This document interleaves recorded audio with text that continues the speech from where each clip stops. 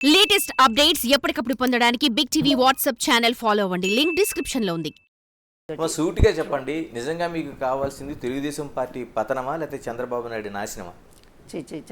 Telugu Desam party నాశనం అవ్వాలని నేను ఎప్పుడూ చెప్పలేదు బాబు. కానీ ఇలాంటి వాడి చేతిలో ఆ పార్టీ పూర్తి గౌరవాన్ని కోల్పోయింది. ఎక్కడి ఎన్టీఆర్, ఎక్కడి తెలుగుదేశం పార్టీ? నేషనల్ వైడ్గా దేశవ్యాప్తంగా తెలుగుదేశం అంటే కూడా అంత గౌరవం, ఆ జెండా అంత రెపరెపలాడింది. అట్లాంటి పార్టీని తీసుకొచ్చి ఈరోజు స్కాములు, అదేవిధంగా ప్రతి పార్టీ వాకిట్లో పెట్టాడు. కాంగ్రెస్ పార్టీ కాళ్ళ దగ్గర కూడా తీసుకెళ్ళి ఆ పార్టీని పెట్టాడు. చివరికి అంతా కూడా దగాకోర్లు, అందులో దోపిడీదారులు. ఆ పార్టీలు ఏముంది చెప్పుకోవటానికి? విలువలు ఏమైనా ఉన్నాయా తెలుగుదేశం పార్టీ? అందువల్ల పార్టీని నేనేమంటా, పార్టీని దిగజార్చింది చంద్రబాబు. ఆ వ్యక్తి తొలగితే ఎవరైనా మంచి వ్యక్తి వస్తే ఆ పార్టీ బాగుపడుతుంది. అంటే పార్టీ నుంచి దేనికైనా సిద్ధం అని చెప్తున్న చాలామంది నాయకులు ఈ రోజున ఒకరికొకరుగా జారిపోతున్నారు. కొందరేమో పరారవుతున్నారు, మమ్మల్ని క్షమించమని అడుగుతున్నారు. అంటే ఈ పరిస్థితిని పార్టీ ఎలా జీర్ణించుకుంటుందమ్మా?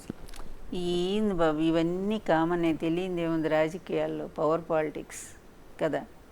ఇదే చంద్రబాబు నాయుడు ఇక్కడ అలిపిరి ఘట్టంలో దెబ్బతిన్నప్పుడు వెళ్ళి దేవేంద్ర గౌడ్ ఆయన కుర్చీ మీదే కూర్చున్నాడు ఏకంగా, ఇంకా ఆయన లేచి రాళ్లే అని చెప్పి. అలాగే ప్రజారాజ్యం పార్టీ పెట్టాక ఎంతమంది తెలుగుదేశం వాళ్ళు జాయిన్ అయిపోయారు అప్పుడు చెప్పండి కదా. చిరంజీవి గారు, ఈ జ్యోతుల అప్పారావు, నెహ్రూ లాంటి వాళ్ళు వెళ్ళిపోయారు. సీనియర్స్ చాలామంది వెళ్ళి జాయిన్ అయిపోయారు కదా. అట్లాగే రాజశేఖర రెడ్డి గారు కాంగ్రెస్ బాగా బలంగా ఉండి ఆయన ముఖ్యమంత్రి అయినప్పుడు అసలు పార్టీ మొత్తం పోయేది. ఆ టైంలో చాలామంది పోయారు అప్పుడు కూడా. అందువల్ల ఇదంతా కామన్. అయినా పార్టీ గెలిచిందా లేదా? అందువల్ల ఇవి ఎప్పుడూ కూడా ఈ దూకుడు వాళ్ళ వల్ల పార్టీ నిలబడుతుందంటే ఎవరు నమ్మరు. అది చేసిన మంచి ఎన్టీఆర్ని ఇప్పటికీ ఎందుకు మంచి చెప్పుకుంటాం మనం? ఎవరు ఉన్నా లేకపోయినా సరే ప్రజలు ఓట్లు వేస్తారు, మళ్ళీ తెచ్చుకుంటారు వాళ్ళకి కావాల్సిన నాయకుడిని. జగన్ కూడా అదే బాటలో ఉన్నాడు. నాకు తెలిసి ప్రజలకు మంచి చేసినటువంటి నాయకుల్లో జగన్ కూడా ఒకడు.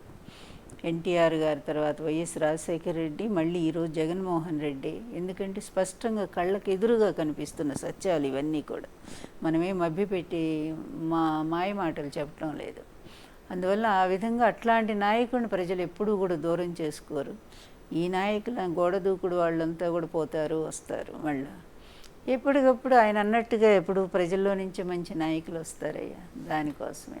అంటే 11 సీట్లతో వచ్చే ఎన్నికల వరకు నడవడం సాధ్యమే అంటారా? ఈ సీట్లు అసలు లేనటువంటి హర్యానా కాంగ్రెస్ పార్టీ 14 ఏళ్ల తర్వాత అధికారానికి వచ్చిందా లేదా? ఏమీ లేదు, ఒక్క సీటు కూడా గెలవలేదు వాళ్ళు అస్సలు. అలాగే అన్నీ పోయిందనుకున్నటువంటి కాంగ్రెస్ పార్టీ మళ్ళీ మెల్లగా ఒక్కోటి గెలుచుకుంటుందా లేదా? నేను చెప్పాను కదా, పునాదులు ఎక్కడ కదులుతాయి? పునాదులు ఉంటాయి. సీట్లదేముంది? సీట్లు ఇప్పుడు కొద్దిగా రావచ్చు, అది మోసంతో వచ్చింది అనేది అందరికీ తెలిసిన విషయమే. అందువల్ల ప్రజాభిమానం ఆయనకి విపరీతంగా. మొన్న పిఠాపురం వెళ్ళారు, మొన్ననే కదా వెళ్ళారు, ఒక నెల క్రితం అనుకుంటా. వెళితే నీకు ఆ జనం క్లియర్ అవ్వటానికి 2 రోజులు పట్టిందే. ఎవరిని పిలిస్తే ఎవరు మీరు అన్నట్టు నాయకులు వెళ్ళిపోయారు కదా. మరి అంత జనాలు ఎక్కడి నుంచి వస్తున్నారు? ఎవరికి వస్తున్నారు అంత జనాలు? 2 రోజులు పట్టింది అక్కడ క్లియర్ అవటానికి. ఏమీ జనం లక్షలు ఎగబడి వచ్చేసారు. అది లీడర్షిప్ అంటే. That is the leader of nation. ఎలా ఇప్పుడు సోషల్ మీడియా వారియర్స్గా గతంలో ఉన్న వాళ్ళపైన నమోదవుతున్న కేసులు కావచ్చు, గతంలో జరిగిన దాడులు కావచ్చు, కేసులన్నీ తిరగదొడుతున్నారు, కేసులు నమోదవుతున్నాయి.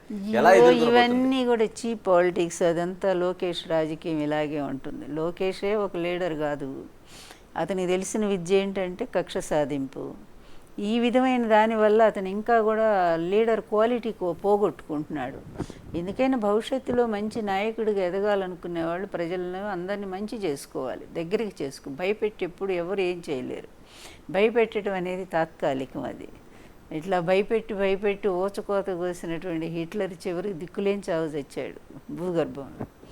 అందువలన ఈరోజు లోకేష్ రాజ్యాంగం అక్కడ నడుస్తూ ఉంది ఆంధ్రప్రదేశ్లో. కక్షగడి ఎప్పుడో 20 ఏళ్ళ నాడు పెట్టింది కూడా తీసుకొచ్చి వాళ్ళని అరెస్టులు చేయిస్తూ ఉంటే అసలు కక్షపూరితమైంది. ఈ గవర్నమెంట్ ఏర్పడక ముందు నుంచి ఎంతమంది వైకాపా కార్యకర్తలను చంపేశారు, ఎంతమంది ఆస్తులను లూటీ చేశారు, ఎంతమందిని ఆత్మహత్యకు ప్రేరేపించారు, ఎన్ని అవమానాలు చేశారు, ఎన్ని మానభంగాలు జరుగుతున్నాయి రాష్ట్రంలో. సిగ్గుపడాలి నిజంగా. ఇది ప్రభుత్వమేనా? ప్రజాస్వామ్యంగా మీరు ఎన్నిక కాలేదు కనుకనే అవి పట్టించుకోవట్లేదు అనిపిస్తోంది నాకు. ప్రజాస్వామ్యబద్ధంగా ఎన్నికైన వాడు ఎవడైనా సరే తన పరిపాలన చూసి బాధపడతాడు.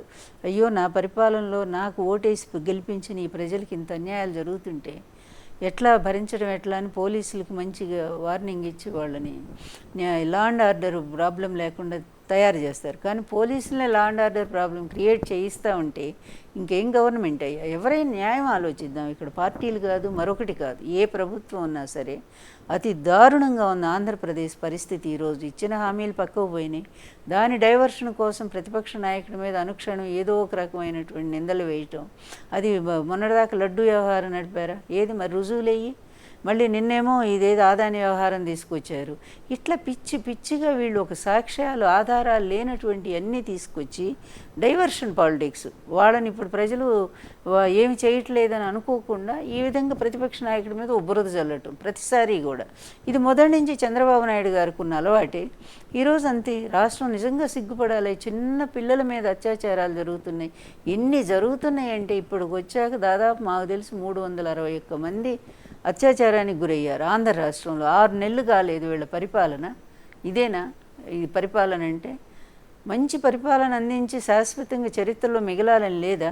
కనీసం ఆ తెలుగుదేశం పార్టీ పెద్ద ఆయన స్థాపించాడు కదా, ఆ పార్టీ పేరైనా నిలబెట్టాలని అనుకోవద్దా అసలు? నీ కొడుకు ఏం చెప్తే అడొక పిచ్చాడు నిజం చెప్పాలంటే. పాపం ఎందుకంటే ఆ అబ్బాయికి మొదటి నుంచి ఇమ్మెచ్యూర్ మాకు తెలుసు కనుక చెప్తున్నాను నేను. లోకేష్ అతనికి ఏ విధమైన పరిజ్ఞానం లేనటువంటి వ్యక్తి. అతన్ని నువ్వు చేయటం కోసం, ప్రమోట్ చేయటం కోసం అతన్ని ఈ విధంగా అతనికి ఇష్టం వచ్చినట్టు నువ్వు వదిలేసావు. ఇంత అనుభవం ఉన్నటువంటి నువ్వు అట్లా అతని మీద వదిలేస్తే ఎలా ఉందో పరిపాలన ఒక్కసారి నువ్వు బయటికి వెళ్ళి చూడు. For more videos like this, subscribe Big TV channel.